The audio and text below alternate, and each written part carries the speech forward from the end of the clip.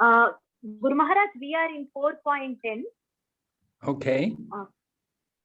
So, yeah. Kiran Prabhu, do you want to read the sloga today? Okay. बीत राग भय क्रोध मन माया मम उपसृतः बहावो ज्ञानो तपसा पुत पुत मद्भाव आगतः. Translation of being freed from attachment, fear and anger, being fully absorbed in me, taking refuge in me, many persons in the past became purified by knowledge of me, and thus they all attained transcendental love for me. Purport. As described above, it is very difficult for a person who is too materially affected to understand the personal nature of Supreme Absolute Truth. Generally, people who are attached to the bodily conception of life are so absorbed in the materialism that it is almost impossible for them to understand how the Supreme can be a person. Such materialists cannot even imagine that there is a transcendental body which is imperishable, full of knowledge, and eternally blissful. In the materialistic concept, the body is perishable, full of ignorance, and completely miserable.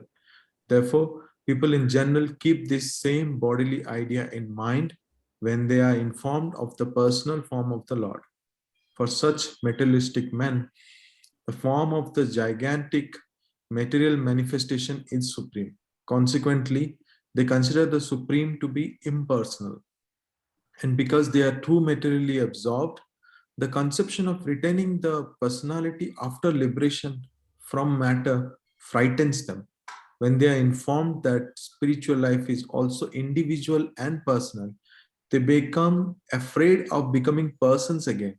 And so they naturally prefer a kind of merging into the impersonal void. Generally, they compare the living entities to the bubbles of the ocean which merge into the ocean. That is the highest perfection of spiritual existence, attainable with individual personality. This is a kind of fearful stage of life, devoid of perfect knowledge of spiritual existence. Furthermore, there are many persons who cannot understand spiritual existence at all. Being embarrassed by so many theories and by contradictions of various types of philosophical speculation, they become disgusted or angry and foolishly conclude that there is no supreme cause and that everything is ultimately void. Such people are in a diseased condition of life. Some people are too materially attached and therefore do not give attention to spiritual life. Some of them want to merge into the supreme spiritual cause, and some of them disbelieve in everything, being angry at all sorts of spiritual speculation out of hopelessness. This last class of men take to the shelter of some kind of intoxication, and their affective hallucinations are sometimes accepted as spiritual vision. One has to get rid of all three stages of material consciousness: attachment to material life, fear of spiritual personal identity, and the conception of void that arises from frustration in life.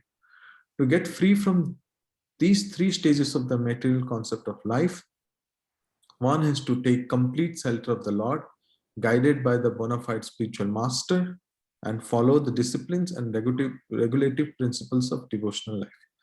The last stage of the devotional life is called bhavaha, or transcendental love of Godhead.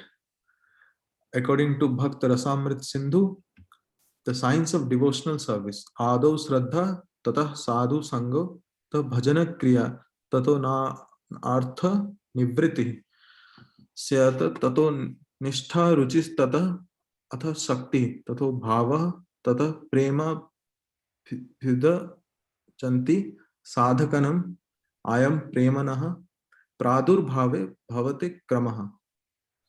In the beginning, one must have a preliminary desire for self-realization. This will bring one to the stage of trying to associate with persons who are spiritually elevated. In the next stage, one becomes initiated by an elevated spiritual master.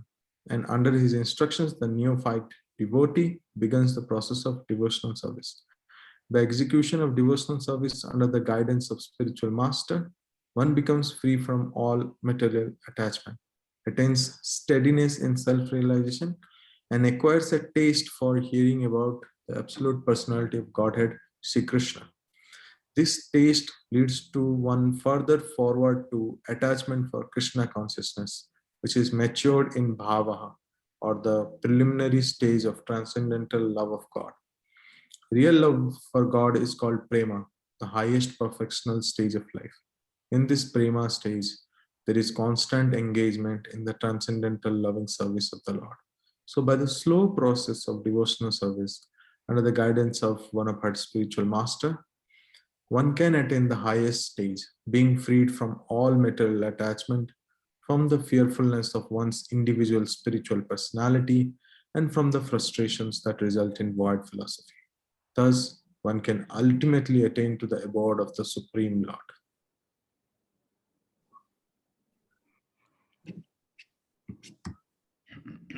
So you can see Prabhupada's given a detailed description of the development of devotional service.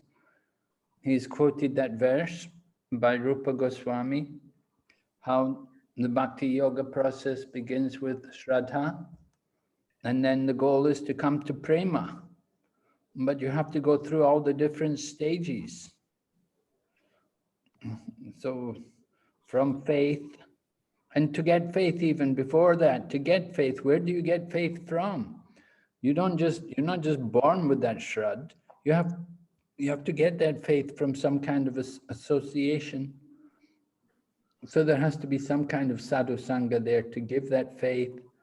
And that faith brings you to sadhu sangha, to associate with the devotees and learn bhajana kriya, and then anartha nivritti, then asakta, and then nishta, and then asakti, and then bhava and prema.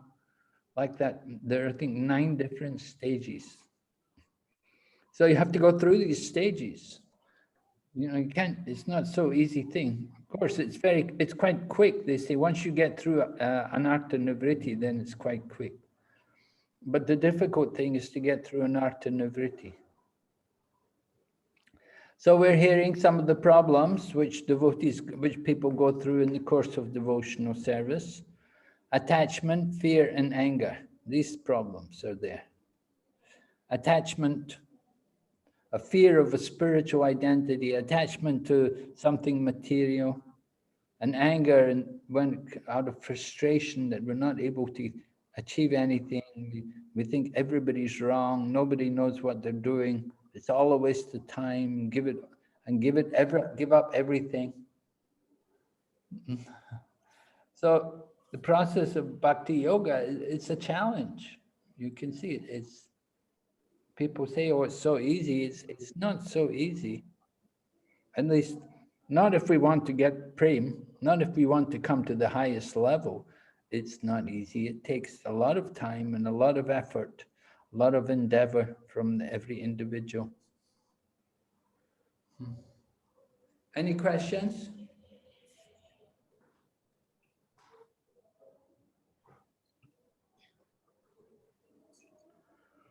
So this 4th chapter is about transcendental knowledge, Divya Gyan, right? We should have knowledge. We should know what we're doing. We should understand. Krishna has already described about himself, about the nature of his transcendental appearance in this world. Arjuna couldn't remember his previous births, but Krishna could remember. So there's a big difference between us and Krishna. Even between Arjuna and Krishna, there's a big difference. So don't think we can become God so easily.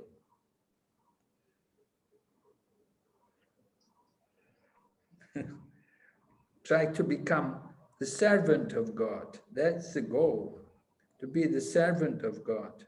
We can never ever become God, of course, but we can become the servant. That is our proper position.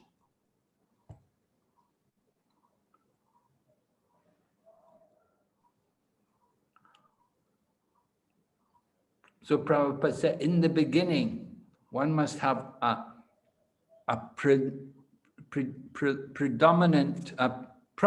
preliminary desire for self-realization. So we have to want to actually understand and realize our spiritual identity.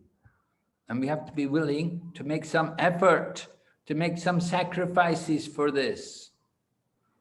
When we understand the importance of something, then we'll want to do it.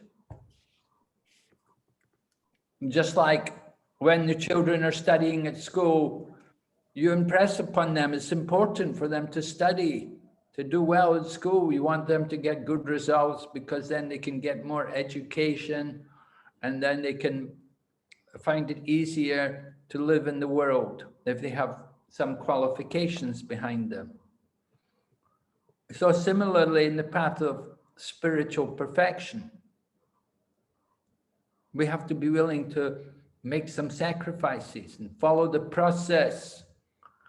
We have to follow the rules and regulations. We have to chant.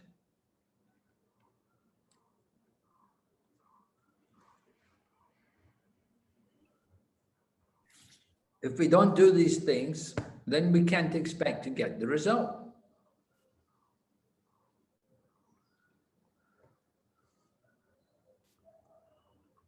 Of course, nice people have an interest. You have an interest, okay. You have to develop the interest. We have to want to also follow and develop the process, follow the path, and become Krishna conscious.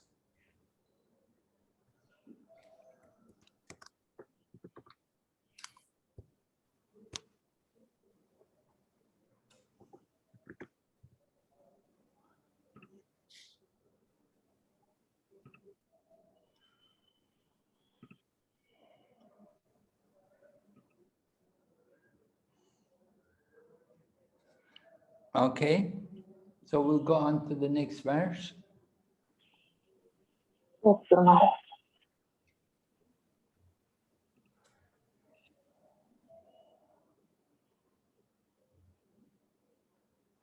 Piranglo Prabhu, do you want to read this 4.11?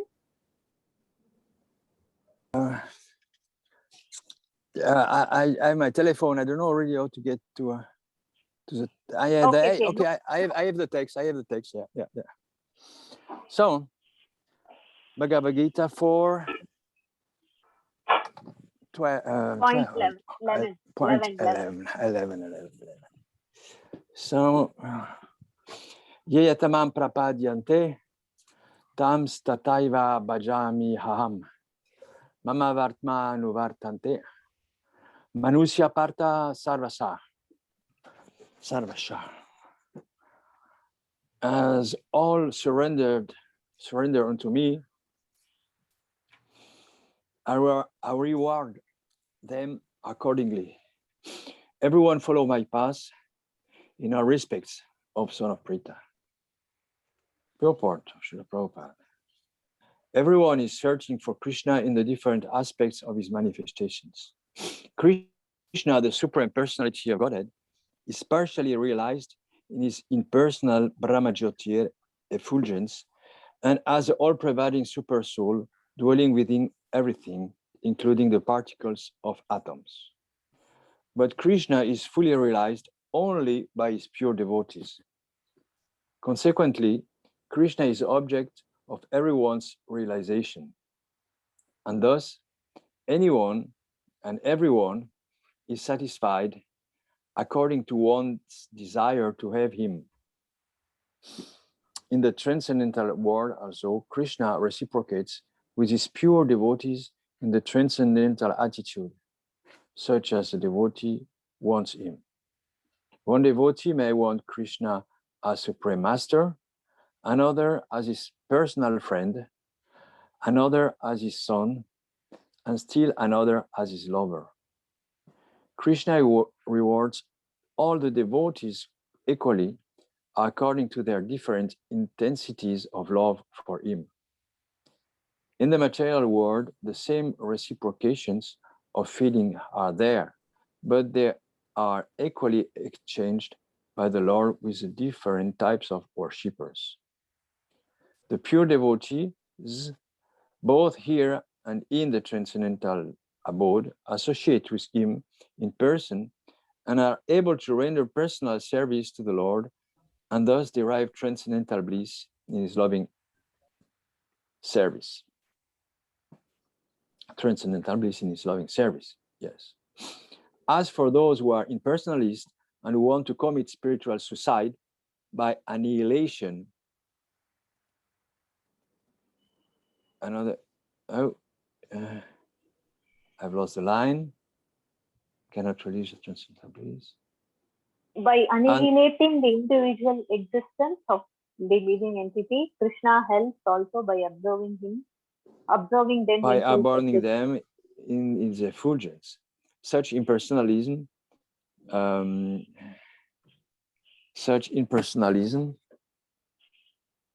not agree. Maybe I can continue. Yeah, you can finish maybe. Thank you. Yeah. Such impersonalists do not agree to accept the eternal blissful personality of Godhead. Consequently, they cannot release the bliss of transcendental personal service to the Lord, having extinguished their individuality. Some of them who are not firmly situated even in the impersonal existence return to this material world to exhibit their dormant desires for activity. They are not admitted into the spiritual planet, but they are again given a chance to act on the material planet. For those who are fruitive workers, the Lord awards the desired results of their prescribed duties as the Igneshwara, and those who are yogis seeking mystic powers are awarded such powers. In other words, everyone is dependent for success upon his mercy alone, and all kinds of spiritual processes are but different degrees of success on the same path. Unless, therefore, one comes to the highest perfection of Krishna consciousness, all attempts remain imperfect, as stated in Srimad Bhagavatam 2.3.10. Akama sarva kamo va moksha kama udarita tivarena bhakti yogena yajate purusham param. Whether one is without desire or desirous of all fruitive activities, or is after liberation, one should with all efforts try to worship the Supreme Personality of Godhead for complete perfection, culminating in Krishna consciousness. So this is a popular verse, often quoted in Krishna conscious discussions. Because the Lord Krishna is saying that as we approach him, he will reciprocate. So Lord Krishna is a person, and he has feeling, and he can understand how much we're attached to him. And the more we're attached to him, the more he is attached to us. The more we take interest in him, the more he takes interest in us. It's a reciprocation. You know, you love someone, you're attached to someone, then the person will know it, and he will also have feelings for you, and he will make, you know, he'll make arrangements so that you want to help and to be with you more and so on. He'll be more concerned about you because he knows that you're concerned about him. So Krishna's like that. When Krishna sees someone devote to him, then he makes more arrangements for them. So Prabhupada describes different types of relationships which are there in the spiritual world.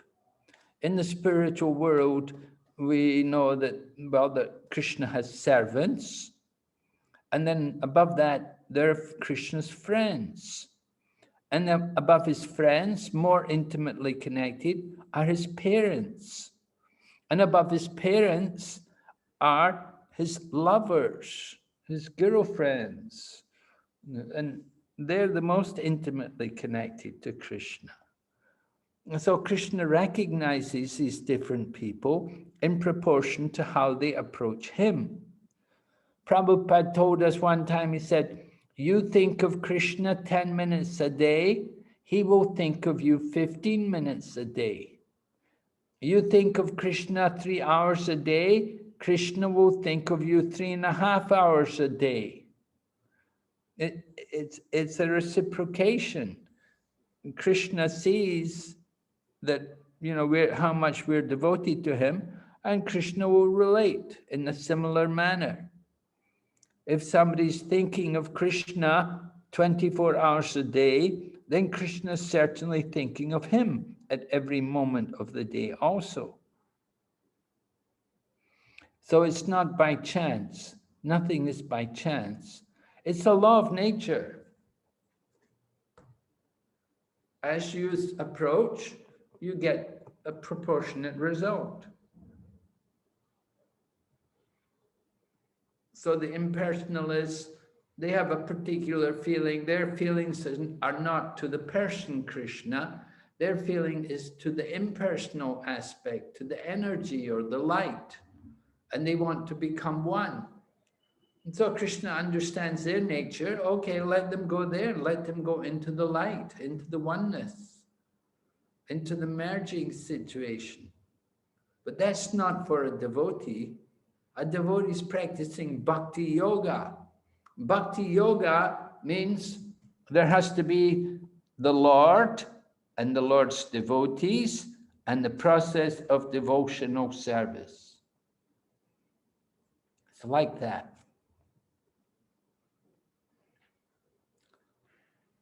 So it's very important, a very important verse to remember. Of course, we know Krishna will speak about surrender at the end of the Bhagavad Gita in the 18th chapter. And there Krishna will say in the 18th chapter that just surrender fully to me. And he said, I will free you from all sinful reactions and I will protect you. Do not fear. So this verse is also speaking about surrender, but Krishna is speaking in a general way. He said, as you surrender, I will reward you accordingly. You approach me a little bit, I can approach you a little bit. If you don't approach me, I don't bother about you also. It's like that. It's a relationship.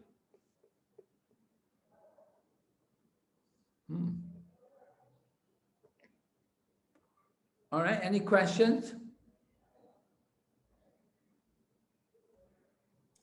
Hare Krishna, Guru Maharaj, please accept my humble obeisances. How can someone understand the Bhagavad Gita as an impersonal teaching? It's very strange because we understand that Krishna is in the center of Bhagavad Gita. Where do they take in Krishna from Bhagavad Gita? It's very interesting. Yes, but you see, the impersonalist commentator is very expert to interpret everything. And they will not give much importance to Krishna. And they will translate everything in a different way. And they will say, oh, Krishna means the unlimited, the unmanifest, the unknown.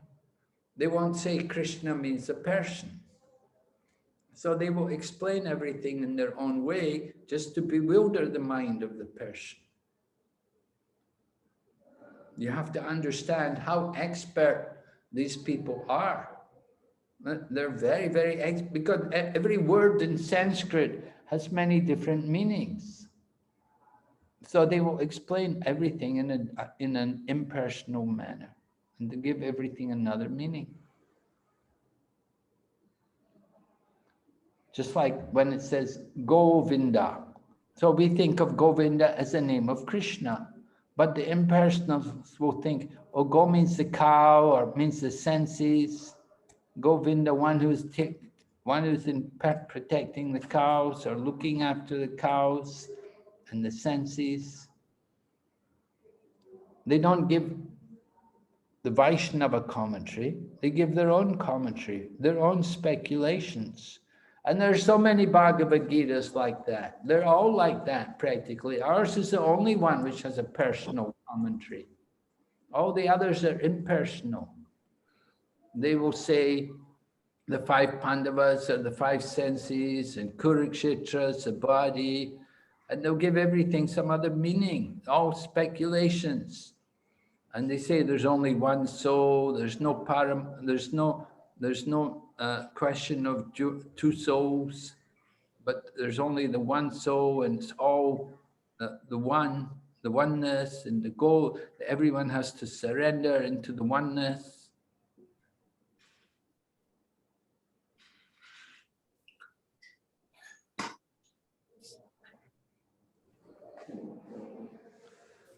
So you have to. Guru Maharaj, Yes.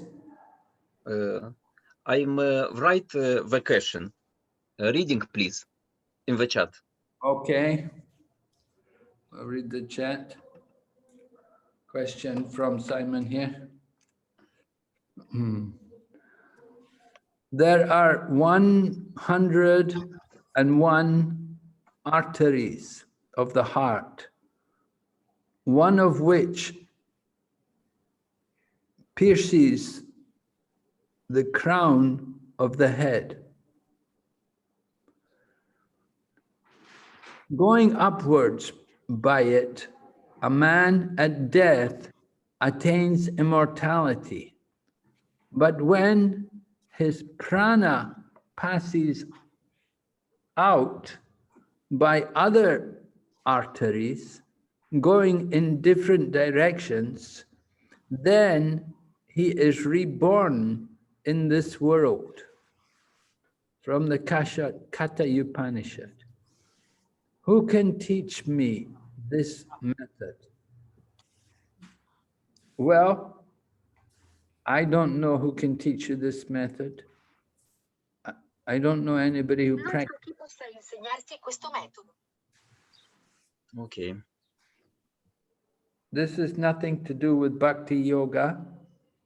This is something about the yoga, controlling the pranas. You see, we practice bhakti yoga, which is very different process. So this is a very different, even Arjuna, when Krishna was telling him about this kind of thing, Arjuna said, hey, you know, I can't do this. He said, I cannot do this. He said, I can't control my mind. Have you any idea how much you have to sit in meditation and how still you have to be and how you have to really concentrate and control the mind? Nobody can do it in this age. It's not for people, ordinary people in this age.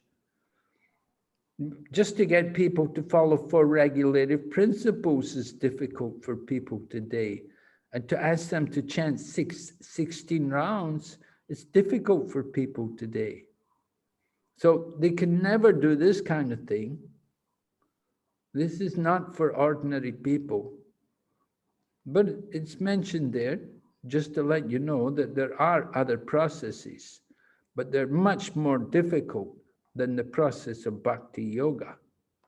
Bhakti yoga is simple and it's joyful and it's powerful. You take up the bhakti yoga, you'll feel the effect. But you do this kind of thing, try to do this and wait for death, you might be lucky, but very, very difficult. As it said, 101 arteries, and only one of them. You have to go out through one of them, one special artery. If you go out through another one, then you come back. So your chances of success by that method are very small. But if you chant Hare Krishna mantra, if you follow 4 principles and chant Hare Krishna mantra every day, 16 rounds, then you have a great chance of success. But this other process, like here, very, very rare, very difficult. But chanting Hare Krishna, very easy. Okay, thank you very much. All right, Vaishnavi. Next verse. Yes, Guru Maharaj.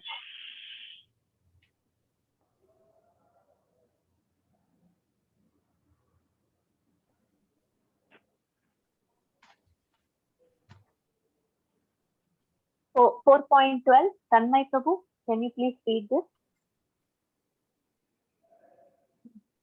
Sure, Mataji.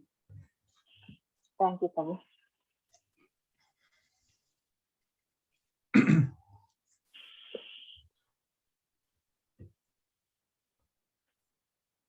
Kangsanta karmanam siddhim yagnata yajanta iha devata shipram hi manuse loke siddhir bhavati karmaja.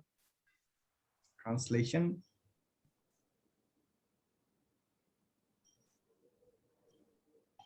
men in this world desire success in fruitive activities, and therefore they worship the demigods.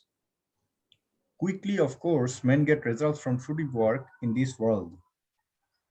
Purport: there is a great misconception about the gods or demigods of this material world, and men of ill intelligence, although passing as great scholars, take these demigods to be various forms of the Supreme Lord. Excuse me. Actually, the demigods are not different from forms of God, but they are God's different parts and parcels. God is one, and the parts and parcels are many. The Vedas say, Nityo Nityam, God is one. Ishvara Parama Krishna, the Supreme God is one, Krishna. And the demigods are delegated with powers to manage this material world. These demigods are all having entities, Nityam, with different grades of material power. They cannot be equal to the Supreme God Narayan, Vishnu, or Krishna. Anyone who thinks that God and the demigods are the same level is called an atheist or Pashandi. Even the great demigods like Brahma and Shiva cannot be compared to the Supreme Lord. In fact, the Lord is worshipped by demigods such as Brahma and Shiva. Shiva Brinchinutam. Yet, curiously enough, there are many human leaders who are worshipped by foolish men under the misunderstanding of anthropomorphism or zoomorphism. Iha Devata denotes a powerful man or demigod of this world. But Narayan, Vishnu, or Krishna, the Supreme Personality of Godhead, does not belong to this world. He is above or transcendental to material creation. Even Sripad Shankaracharya, the leader of the impersonalists, maintained that Narayan or Krishna is beyond this material creation. However, foolish people, Rita Jnana, worship the demigods because they want immediate results. They get the results, but do not know that results so obtained are temporary and are meant for less intelligent persons. The intelligent person is in Krishna consciousness, and he has no need to worship the paltry demigods for some immediate temporary benefit. The demigods of these material worlds, as well as their worshippers, will vanish with the annihilation of the material world. The boons of the demigods are material and temporary. Both the material worlds and their inhabitants, including the demigods and their worshippers, are bubbles in the cosmic ocean. In this world, however, human society is mad after temporary things such as material opulence of possessing land, family, and enjoyable paraphernalia. To achieve such temporary things, people worship the demigods or powerful men in human society. If a man gets in ministership in the government by worshipping a political leader, he considers that he has achieved a great boon. All of them are therefore kowtowing to the so-called leaders or big guns in order to achieve temporary boons, and they indeed achieve such things. Such foolish men are not interested in Krishna consciousness for the permanent solution to the hardships of material existence. They are all after sense enjoyment, and to get a little facility for sense enjoyment, they are attracted to worshipping empowered living entities known as the demigods. This verse indicates that people are rarely interested in Krishna consciousness. They are mostly interested in material enjoyment, and therefore they worship some powerful living entity. Jai Srila Prabhupada.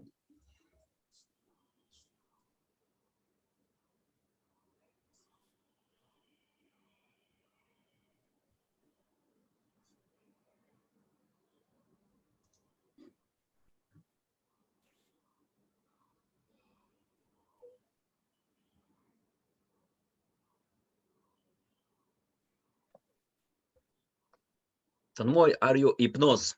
Guru Maharaj asleep. Yes. Any question?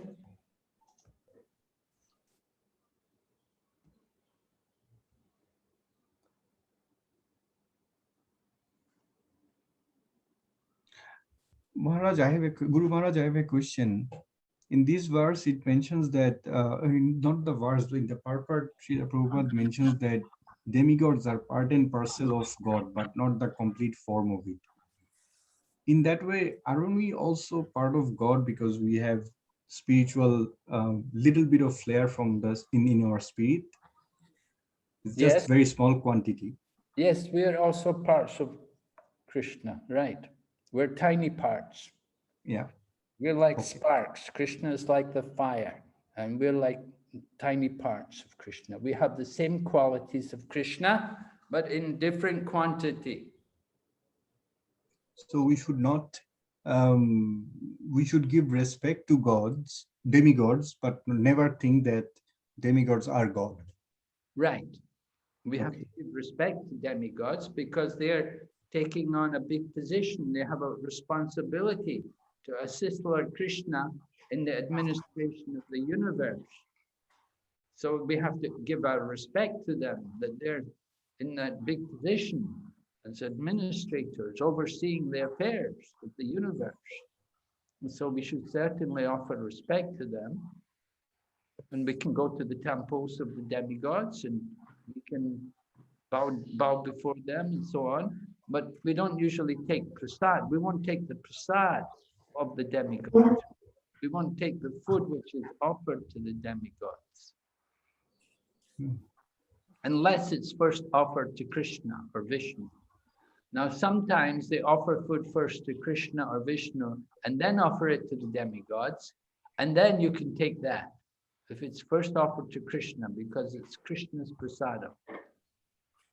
But we won't take it if they offer directly to the demigods, and then we cannot take that because it's their prasadam. Thank you very much. So some differences there. We have to be careful about that, conscious about that. Hare Krishna, Guru Maharaj. Similarly, with the name, we chant the name of the Supreme Lord. We shouldn't chant the names of the demigods in kirtan. Right? We shouldn't be chanting Durga kirtan or Ganapati kirtan. We chant Krishna kirtan. Yes? Hare Krishna. Maharaj, Yeah, please go. Kiran Prabhu, just one small thing. Yeah. Maharaj, when since Ganapati is known as, not known as, like we always know that start something, it's good to remember Ganapati. So when we start Krishna chanting or we start praying, can we pay our obeisances to Ganapati so that our chanting and Krishna consciousness and bhakti becomes more purified? Well, you could do, but it's not quite the Necessary. way which Prabhupada taught us. You know, it is mentioned like that in some places. Some of the acharyas, like Rupa Goswami, writes in Nectar of Devotion that generally we would worship Lord Ganesh first to overcome the obstacles in the path of devotion.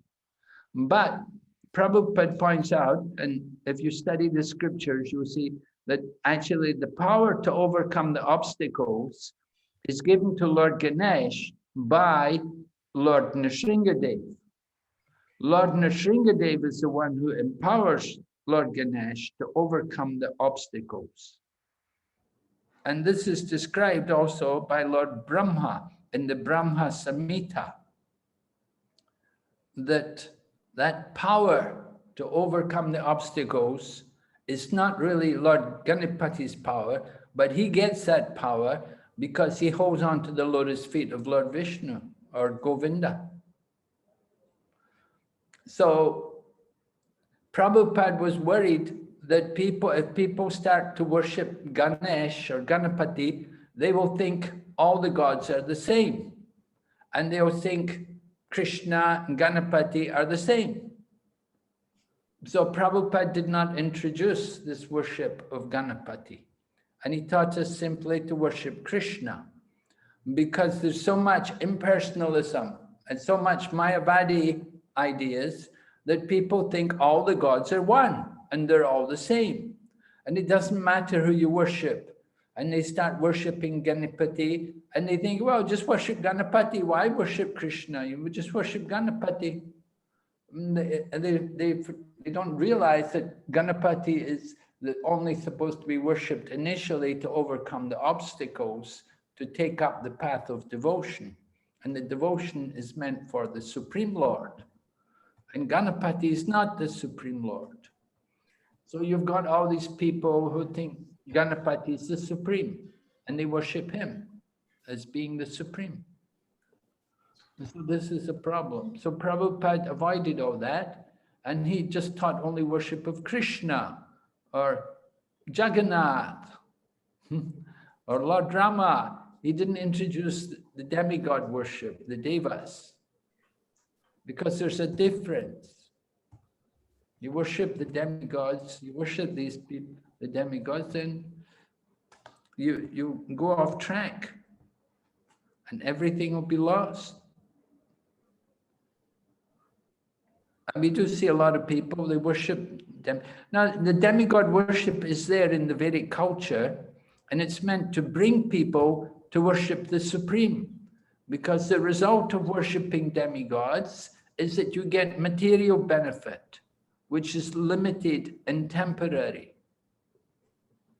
But people know that if you worship the demigods, you get results quickly. Just like it's mentioned here. Men in this world desire success, therefore they worship the demigods. Quickly, they get results. But now Krishna, he doesn't give results so quickly. Krishna's more careful. The demigods, they give results quickly, but these results often bring trouble, bring problems to people. So Krishna is more careful, he's more conscious about giving people their desires, fulfilling their desires, because he knows it's just going to give them problems, it's going to entangle them and keep them in the material world. And Krishna wants to get them out of the material world. He wants to bring them all back to Godhead. But if they want to get material benefits, they want to enjoy the material world, then they'll never get back to Godhead. But demigods are easy to please. Just like Lord Shiva is Asutosh. He's easily pleased, but also easily angered. Yeah. So you have to be very careful. Thank you, Guru Maharaj.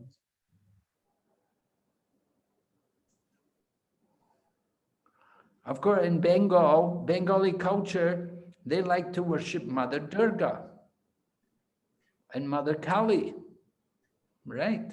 That's Bengali culture. Yes. But Lord Chaitanya Mahaprabhu also appeared here in Bengal, and he taught Krishna Bhakti, Sankirtan. It's not really Bengali culture, but it's culture of the spiritual world. Lord Chaitanya was giving the highest thing, Krishna Prem.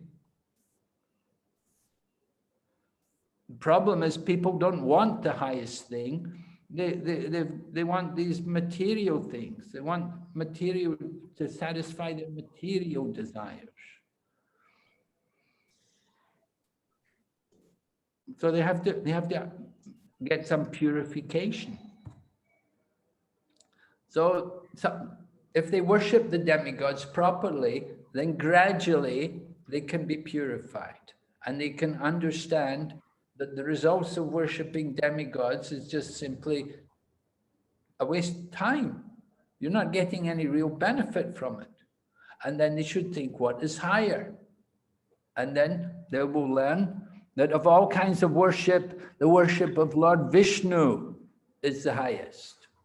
They should learn how to do that. And that leads to Krishna Bhakti.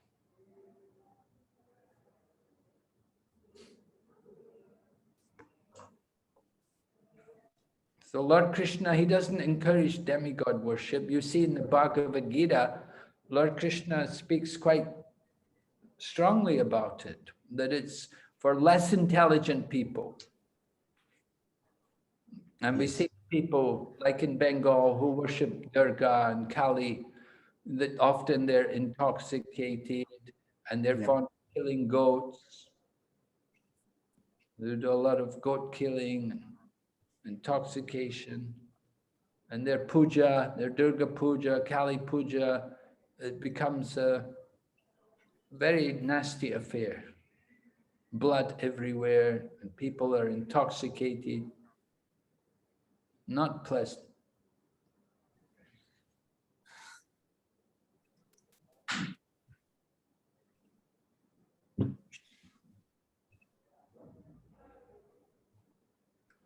But people come to see the worship of Lord Krishna, like here in Mayapur, if they come and see the worship of Lord Krishna, and they see how everything, prasadam is all vegetarian, everything is very pure, there's no intoxication allowed anywhere.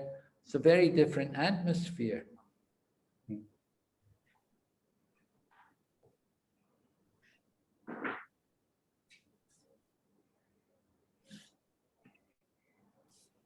Yes? Yes, Guru Maharaj. Someone else had a question? Kiran Prabhu. Hare Krishna, Prabhu.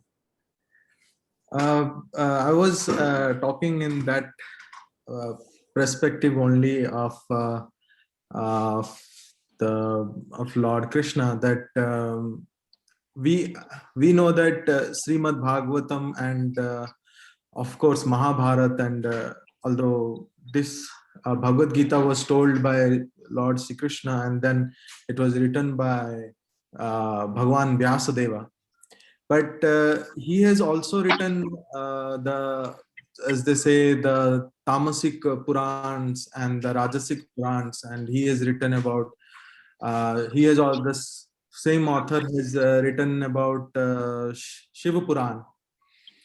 And in Shiva Puran, he is considered the Lord Shiva is considered the supreme in Shiva Puran, and Bhagavan Vyasadeva only wrote it.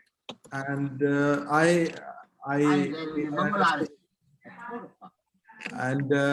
even when in our books, India, Ramcharitmanas is very, very famous. Ramcharitmanas. And Tulsidas is a very well-known devotee of Lord Rama. And he starts all his books by chanting Lord Ganesha's name as the remover of obstacles. So to keep concept in the mind and praying to Lord Krishna is always right. But following the rules and the setup of this world, which is that all the great devotees have done it, then why won't we follow it? It's not wrong because Lord Ramcharitmanas is written by Tulsidas, and he's a great devotee of Lord Rama. And every book he starts with chanting of Lord Ganesha. Although what you say is true and right, but the status of the world is that so. And even when Lord Rama and Krishna have come. They have said for material success, Lord Krishna recommended Arjuna to worship Lord Shiva to get the weapons for fighting. So for spiritual advancement and all, Lord Krishna's puja is perfectly right, but respecting all other demigods doesn't decrease the respect of Lord Krishna. So if that's sometimes the requirement, like, then I don't see anything wrong, because the great devotees have done it and they have followed the same path. Well, Ramcharitmanas is the modern day interpretation of pastimes of Lord Rama. The actual commentator on the pastimes of Lord Ram is Valmiki Ramayana. Yes. Right? So Yes. it's Valmiki Ramayana, which is actually the authorized version. This Tulsidas Ramayana, this is modern day version. He, of course, is the great devotee of Lord Ram, and he offers respects to Ganesh. All right, he's doing like that, but Prabhupada is teaching us something else. Srila Prabhupada is conscious of the problems which come. And he was conscious that if we introduce other gods like this, it can be a problem. The problem is people think all one. Now, Srila Vyasadeva, you mentioned, he wrote many Puranas, 18 Puranas, 6 for the mode of passion, 6 for the mode of ignorance, as well as 6 for the mode of goodness. And he wrote Mahabharata. And he was not satisfied. And it was at that time that his guru, Narada Muni, came to him, and Narada Muni chastised him. And he told him, he said, the problem is you have not encouraged people in the path of devotion to the Supreme Lord. He said, you've simply encouraged people in the path of so many different ritualistic activities. And therefore, Srila Vyasadeva, after taking instruction from Narada Muni, then he compiled the Srimad Bhagavatam, which is the ripened fruit of the Puranas. And it's his mature contribution to the Vedic literature. He compiled this Srimad Bhagavatam. This is the Amala Purana, the spotless Purana. The other Puranas are, they're different affairs. So certainly for the modes of passion and the mode of ignorance, there's different things mentioned there for these people of the lower nature. But if you read Srimad Bhagavatam, Nigamakalpataror Galatampalam Shukamukadamrita Travasam. This Srimad Bhagavatam, this is the fruit of all of the Vedas. And this is meant for those people who are thoroughly honest. So this is the mature contribution of Srila Vyasadeva, and it was Srimad Bhagavatam which was emphasized by Sri Chaitanya Mahaprabhu. And we're following in the line of Sri Chaitanya Mahaprabhu. Now Tulsidas Ramayana, that's a different line. We're not following Tulsidas. We're followers of Sri Chaitanya Mahaprabhu. This is the Gaudiya Vaishnava Sampradaya. And in the Gaudiya Vaishnava Sampradaya, the tradition is like this. And now it's stated in the Purana also, of all kinds of worship, the worship of Lord Vishnu is the highest. So we emphasize the importance of worship of Lord Vishnu in his different forms. Lord Krishna. Lord Krishna is actually the supreme form, the original form of Lord Vishnu. And then Lord Rama and Lord Nrsingadev. They're Vishnu forms. You see, and then Gaur-Nitai is Krishna Balaram. Rajendra Nandana say, Sachistuta Hailahe Balaram Hoilo Nitai. So Chaitanya Mahaprabhu comes, he's Krishna himself, the son of Nanda Maharaj, and Balaram comes as Nitai, Nityananda. So we worship also Gaur-Nitai because they're very merciful and they have come to teach everyone the process for the Kali Yuga. Kali Yuga Dharma Hari Nam Sankirtan. Krishna Bhakti, Kali Yuga Dharma Hari Nam Sankirtan, Krishna Bhakti, Krishna Shakti Pravatan. that in order to spread the chanting of the holy name, one has to have the Shakti, the power from Lord Krishna. So the emphasis is on chanting of the holy name. And Lord Chaitanya Mahaprabhu emphasized chanting and worship of Krishna over all others. So we're following that line, you see. We're not following these other things, worshipping, other gods. Yeah, we understand worship of Ganesh can help us to destroy obstacles. So if one is conscious, you can do it. You may do it, and you feel some attachment for Lord Ganesh. You may also worship Lord Ganesh initially, but at the same time, he's not the supreme. So Prabhupada didn't want to introduce this into the temples because he saw other temples, how there are many gods, and people come and they think, oh, all the gods, they're all the same. They're all one. Shiva, Vishnu, Ganesh, Krishna, Rama, all are one. All are they don't understand the actual position. So Prabhupada wanted to make it very clear to everyone. That was the point. That's why he didn't encourage us to do the things. Although it's there, it's even there in the Vaishnava commentaries that we should worship.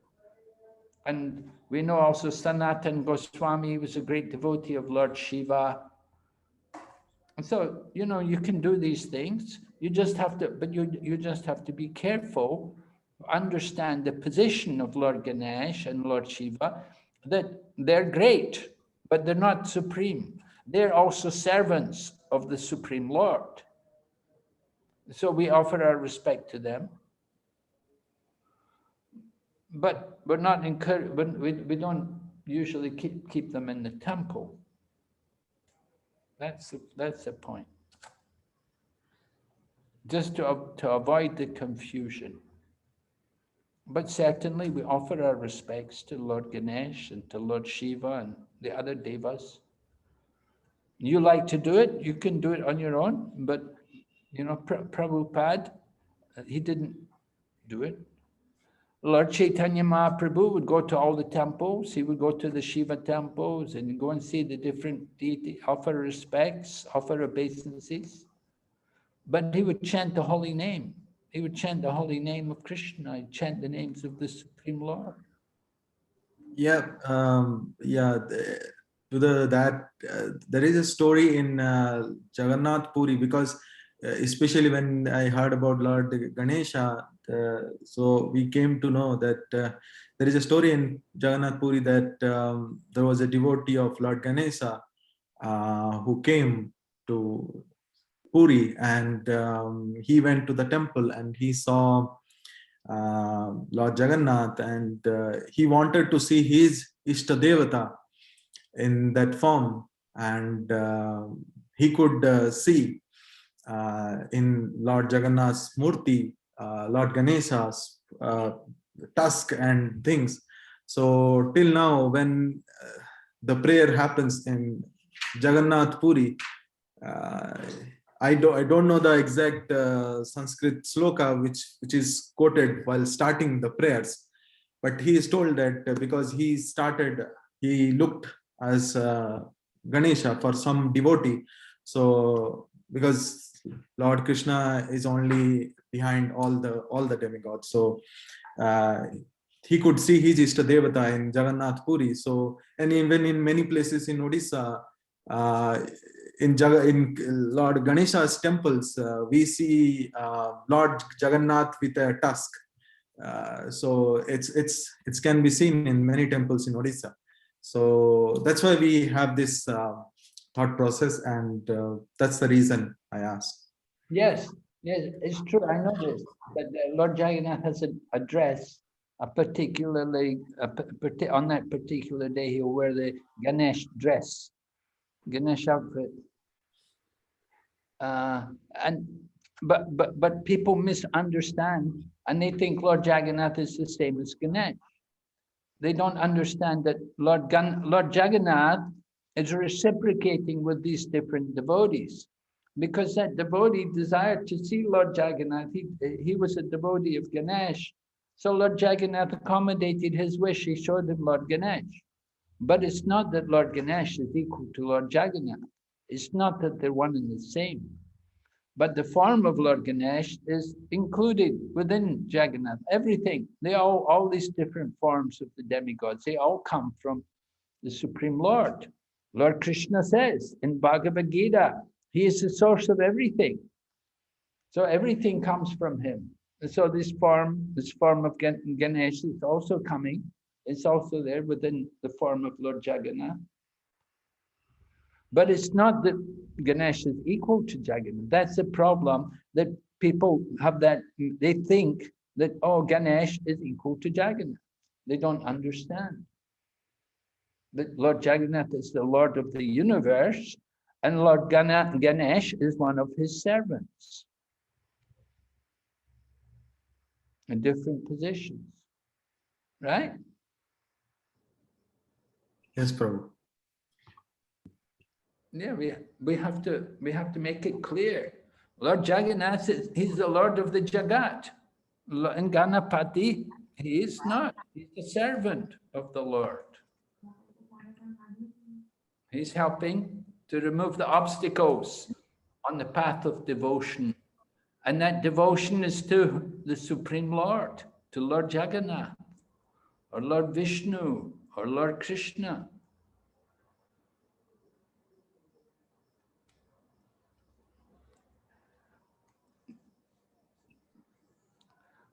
So these things have to be understood. This is why we're studying Bhagavad Gita.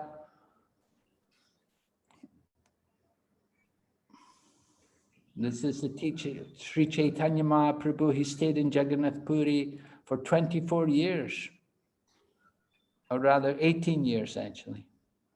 6 years he was traveling in India, South India, but he spent 18 years staying in Jagannath Puri. And every day he would go and see Lord Jagannath, and he took part in all the festivals of Lord Jagannath. But Lord Chaitanya Mahaprabhu teaches us, worship Krishna, chant the name of Krishna. Krishna Bhakti. So if you, by worshipping Ganesh, if it helps you to develop your Krishna Bhakti, then no harm. That's very good. Yes, Prabhu. Okay, Vaishnavi, we'll chant Hare Krishna. Yes, Guru Maharaj.